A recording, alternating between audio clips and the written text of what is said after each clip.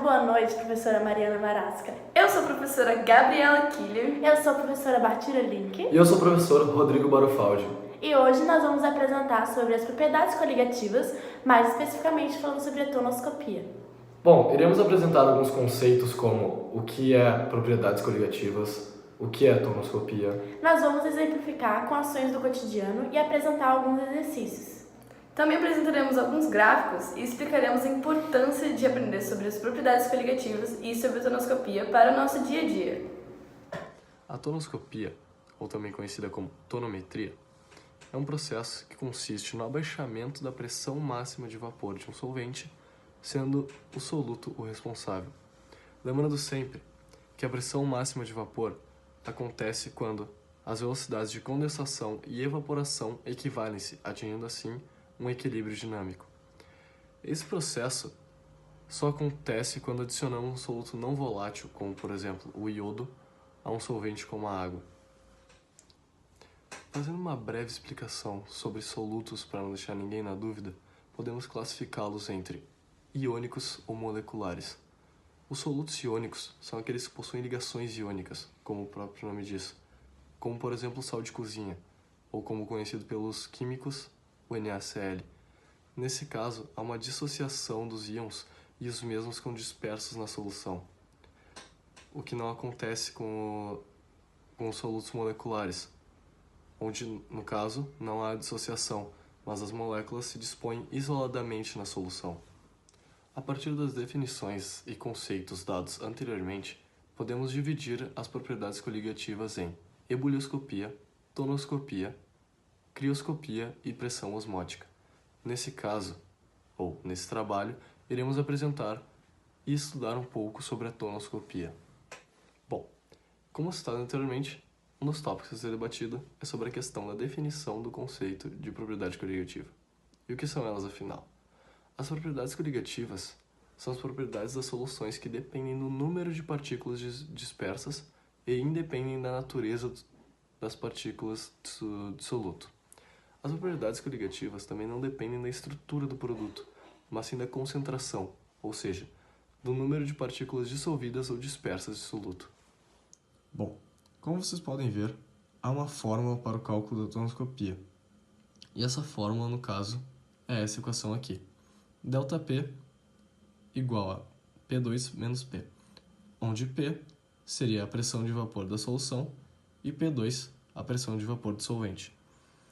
Essa diferença da pressão de vapor da solução e a pressão de vapor do solvente é denominada abaixamento absoluto. Então agora eu irei exemplificar as propriedades coligativas e a tonoscopia a partir de ações que acontecem no nosso cotidiano. Fiz esse esquema para representar a importância do entendimento da tonoscopia das propriedades coligativas no nosso dia a dia. Aqui estão representadas duas cidades. A primeira cidade é a cidade de La Paz, no México, e a segunda é a cidade do Rio de Janeiro, no Brasil. A cidade de La Paz apresenta um ar muito rarefeito. Já a cidade do Rio de Janeiro é no nível do mar, se encontra no nível do mar. Logo, a sua pressão atmosférica é de 1 atm. Algo rarefeito significa pouco denso, que se rarefaz. Uma atmosfera rarefeita, como a de La Paz, tênue com baixa pressão atmosférica e também com pouca concentração e variedade de gases, geralmente encontrado em grandes altitudes. Ao nível do mar, como é o caso do Rio de Janeiro, o ar é mais pesado, com uma massa estável de 1 kg, aproximadamente 1 kg por metro cúbico. Bem, a cidade de La Paz, por ter uma altitude mais alta e ter um ar mais rarefeito, a sua massa de ar é menor. A sua pressão atmosférica também é menor em comparação do Rio de Janeiro. Porém, a sua pressão do vapor é muito maior. Logo, a sua temperatura de ebulição é bem menor, tendo, por exemplo, mais facilidade, mais rapidez na hora de ebulir algum líquido, alguma substância, de evaporar. Então, para resumir, na cidade de La Paz, só a pressão atmosférica em comparação do Rio de Janeiro é menor, como também essa temperatura de ebulição. Porém, a pressão máxima de vapor é maior. Já no Rio de Janeiro, a pressão atmosférica e a temperatura de ebulição são maiores, mas a pressão máxima de vapor se apresenta menor em comparação à de La Paz. Agora aqui, então, está representada a pressão de vapor nas soluções. Bem, nós temos aqui no primeiro pote água sobre o fogo, onde a sua pressão de vapor, em comparação ao segundo esquema, é bem maior. Por que isso acontece? Porque quando adicionamos o NaCl, que é um soluto não volátil, ele interage com as moléculas da água. Exemplificando de uma maneira melhor, quando o cloreto de sódio, que é um soluto iônico, se dissolve na água, ocorre a interação de seus íons com as moléculas de água. Essa interação se torna mais difícil. Se torna mais difícil a evaporação do solvente. Como a evaporação foi dificultada, haverá menos vapor de água no recipiente, o que causará uma diminuição da pressão máxima de vapor. Logo, quanto maior a quantidade de cloreto de sódio, onde um soluto não volátil e uma quantidade de água, mais difícil será a evaporação e menor ainda será a pressão máxima de vapor. Para exemplificar, vamos utilizar a água e o etanol como exemplos. O ponto de ebulição da água é 100 graus Celsius e o ponto de ebulição do etanol é 78 graus Celsius. Assim sendo, o etanol evapora mais rápido do que a água, quando estão na mesma temperatura e na mesma quantidade. Se houver 50 ml de etanol em um recipiente e 50 ml de água em outro recipiente, ambos fechados em 250 graus Celsius, a pressão máxima de vapor no recipiente com etanol será maior, porque a quantidade de vapor é maior em seu interior. Por exemplo, neste gráfico, sempre que a curva de um líquido estiver mais afastada do eixo Y, menor será a sua pressão máxima de vapor. Por exemplo, aqui vemos o etanol e a água. E quanto maior o ponto de ebulição de um determinado solvente, menor será a sua pressão máxima de vapor e vice-versa. Por exemplo, neste gráfico podemos ver que o eixo Y representa a pressão de vapor e o eixo X representa a temperatura. A curva da linha não tracejada é o líquido puro, como por exemplo a água, e a linha tracejada representa uma solução, como por exemplo a água com um soluto não volátil, por exemplo o sal ou o açúcar. Então podemos ver que ao adicionar um soluto não volátil ao líquido, a sua temperatura de ebulição aumenta, como por exemplo no líquido puro, a pressão P é atingida na temperatura T. Em líquido não puro, na solução, a pressão P é atingida na temperatura T', que é maior que a temperatura T. Para resolver esse exercício, para descobrir qual solução aquosa possui a menor pressão de vapor, nós precisamos multiplicar o 0,1 pelo número de moléculas ou íons do composto. Por exemplo, esse soluto é um soluto molecular, então não vai haver a ionização. Então é 0,1 vezes 1 vezes 1 e resposta vezes 0,1. Nessa situação, como é também um soluto molecular, vai ser 0,2 C12H22 vezes 1. 1 vezes 0,2 é 0,2. Nesse caso, no HCl, nós temos a ionização, então seria H e Cl. São dois átomos, então seria 0,1 vezes 2, que vai ser 0,2. Nesse caso, também temos o HCl, e seria 0,2 vezes 2, já que temos os dois átomos aqui, seria 0,4. E o último, que também é um íon, seria 0,1 vezes 2, 0,2. A resposta, então, é a letra D, que tem o valor maior.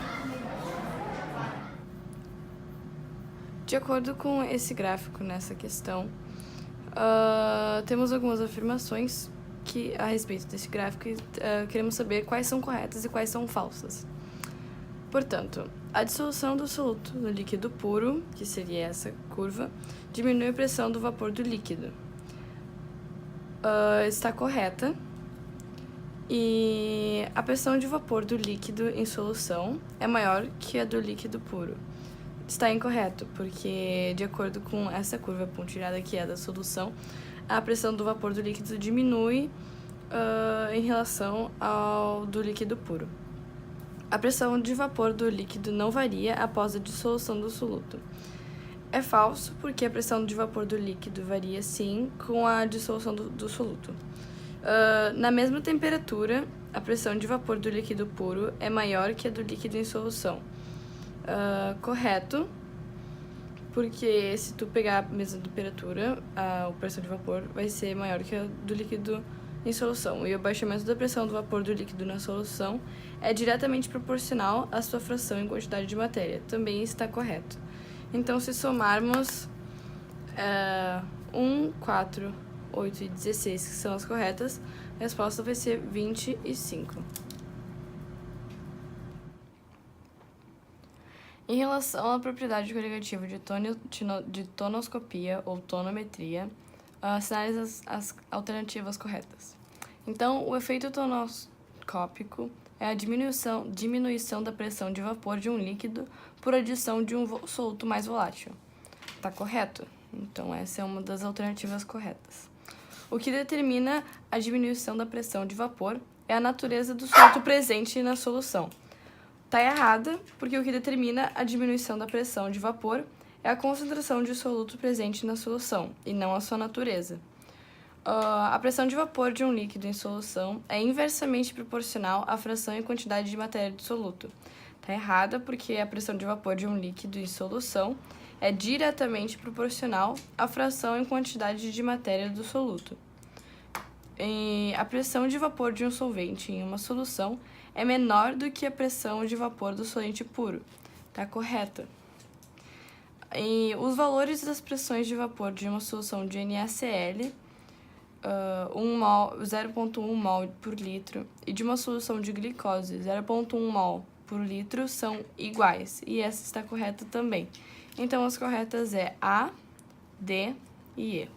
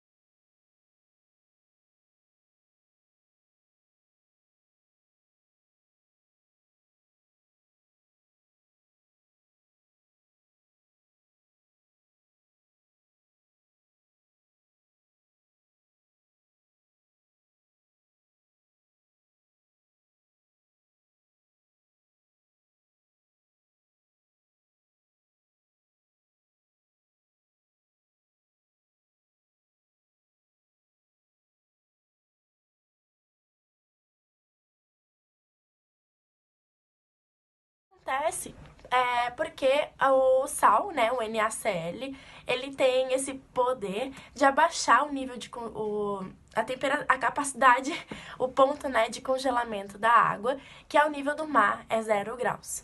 E também tem outros exemplos, como quando as pessoas adicionam sal no gelo para melhorar o esfriamento das bebidas.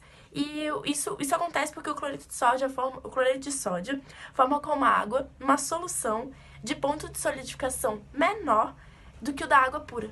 Por isso, as pessoas adicionam, né, o NaCl, muitas adicionam NaCl no gelo. Então, por esses dois exemplos e por diversos outros que existem, é muito importante a gente entender no nosso cotidiano as propriedades coligativas.